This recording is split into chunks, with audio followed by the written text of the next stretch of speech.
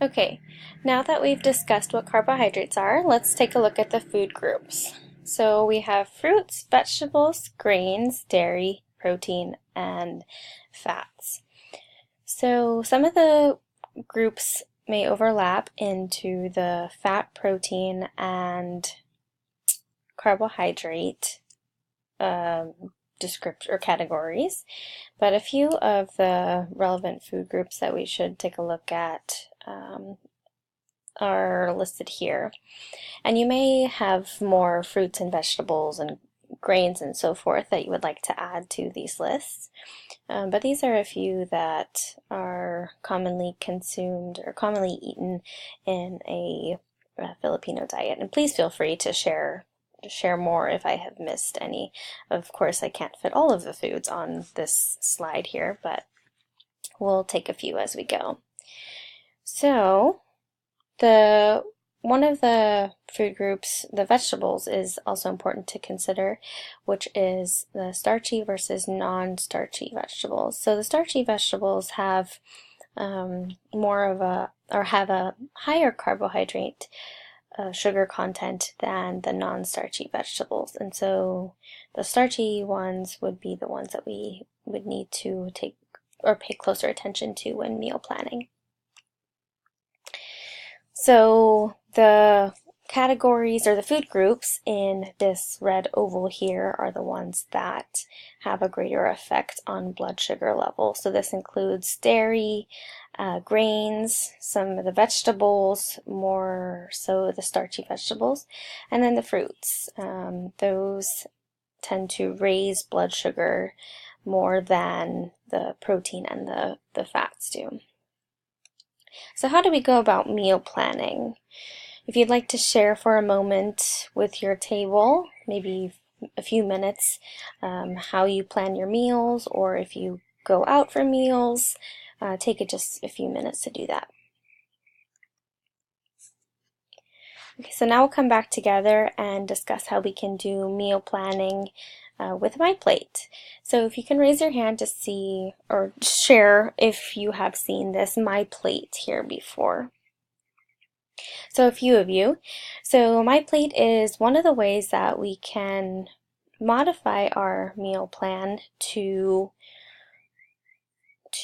change the portion sizes in order to have a better effect on blood sugar levels and keeping those in a more stable range rather than having the blood sugars run really high or too low.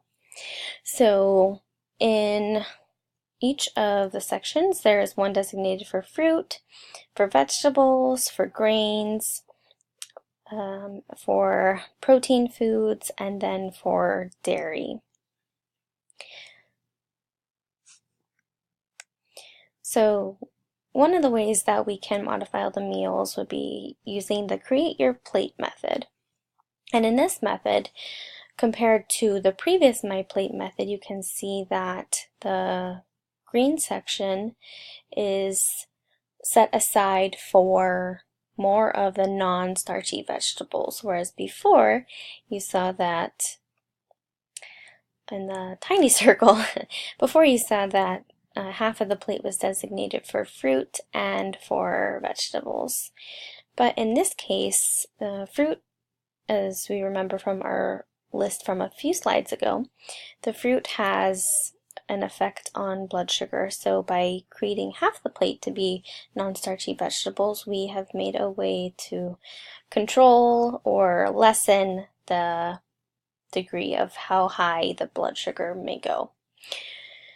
So one side is for non-starchy vegetables, then we have a quarter of the plate designated for protein, and then a quarter of the plate also for the grains, such as the rice, the cassava or taro root, pumpkin, that sort of thing. And then we have little circles at the top, like mouse ears, for dairy, and then for a little side of fruit as well. So we will go through a few Create Your Plate examples, and this may help you get an idea of how you would like to plan your meals at home. So for many of you that you have shared earlier that you like to have rice with eggs in the morning, and while I'm sure that tastes really good, in order for our blood sugars, or in order to better manage our blood sugars, we can change this portions into something that looks more like the picture on the right. While these are not the same foods, we can put the eggs in one of the corners where you see the bottom left where that cottage cheese is, and then the other quarter you can put a portion of the rice, and then you can leave the right side open for some sauteed or lightly stir-fried greens or mushrooms or eggplant even,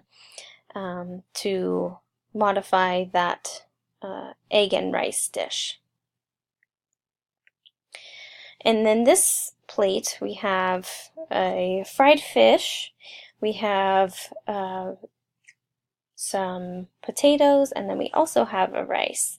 So if there's anyone who would like to share how they would modify it, we can do that together. So as we can see that there are two sources of a starchy vegetable and a grain, so we can modify that and put either a little bit of the potatoes or the rice into the section on the right where there is the corn. And then the fried fish we can put in the other protein quarter. And just a note, every once in a while, or moderation, we can incorporate different cooking methods like frying or baking or roasting. And it's all about having the modified meal methods too. And then we can add to our non-starchy vegetables to have a either, again, mushrooms or your other favorite type of vegetable there. And another example, we have lumpia here, so that is the wrapped, the noodle wrapped dish here. That would be both of a carbohydrate and a protein, so we could put that in the portion where the salmon and the potatoes are in this dish, and then you could also fill the other side with asparagus or some salad greens on the other side if you'd like that. Then lastly, we have a pancit with some vegetables and chicken. So on the left we see that the noodles are in the whole bowl, but then if we take some of that portion, then we can put that where the rice is on the right hand side of the picture. And then if you'd like to spread that out, you could put the chicken where the scallops are, and then have the vegetables take up half of the plate. So you can see that you can keep your own cultural foods. You don't have to change entirely what you eat in order to fit the diabetes meal plan, but you can continue eating some of the same foods and have it fit for a diabetes meal pattern. So now for our lunch activity, we're going to have the opportunity to create your own plate. So I've left this blank plate method here, and as you take your plate, as we line up at the buffet, then you'll have the opportunity to create your own plate. I'll also fill in the bubbles here too, but we do have a catered lunch for you, and there are several different cultural items, and we'll go through the line, and I'll be at the end with one of my helpers, and we can go over and check your plate, and then we'll have time to step out for lunch. Then we'll come back together and finish the remainder of the session. So I hope you all had a good lunch, and continuing with our cultural food excursion, one of the recipes I wanted to share with you is a chicken adobo. And again, this is to demonstrate or to show that you don't need to completely change all of your cooking methods or recipes for new foods, but you can maintain your culture and just make some minor modifications. So for this recipe, the original recipe called for soy sauce, some cooking oil, some sugar, and those items are a few that we could change to modify towards a diabetes meal pattern. And in the modified recipe, a few of the ideas that I have to share with you would be to use reduced sodium soy sauce and just a little bit less of the oil, and even remove the sugar from the recipe. And then, since this dish is usually eaten with a plate of white rice, you can either put a smaller serving in that quarter of the plate, or you could try mixing a brown and white rice to have with this chicken adobo. Okay, so one of the last things on our agenda today is to visit with SMART goals. And SMART goals will help you develop goals that are specific, measurable, achievable, relevant, and time-bound, and you are more likely to achieve these goals when they have the SMART components.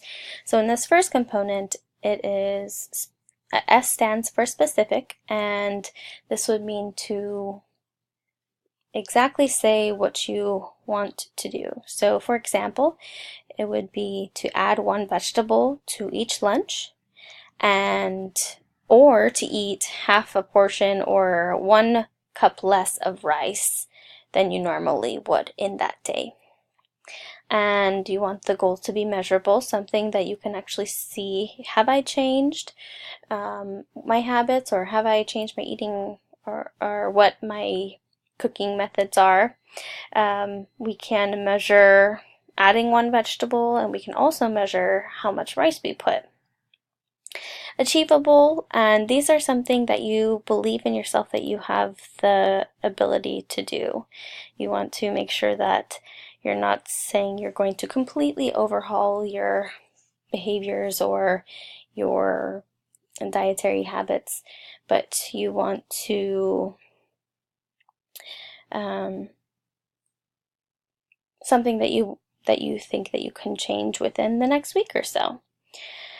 Something for the R is relevant and realistic, and similar to achievable.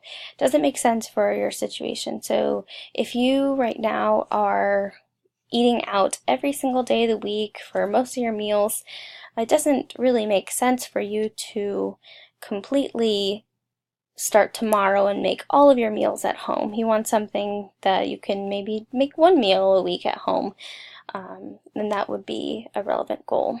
And then time bound, something that you can say, usually short term helps, and that keeps the goal on your mind, but an example of a goal would be adding 1 vegetable to lunch every day this week. And then you could say, oh, I have this goal for the week, and that you can take an action every day to achieve that, and not say, oh, by next year I'll be able to do it, because you might forget about that. Some potential barriers would be, we can share out, take a moment to discuss amongst your table and think of the potential barriers that you have to completing one of these goals. But a few that I have listed here: not enough time, you're rarely at home, or you're unsure what to prepare. Overcoming these barriers, you could set aside some time and write it in your calendar, usually making lists and actually writing down your goals or your lists or your recipes. That helps keep the goal on your mind. And then even making a goal checklist, because it's fun to write a list and check off what you have completed for that week and what you need to work on.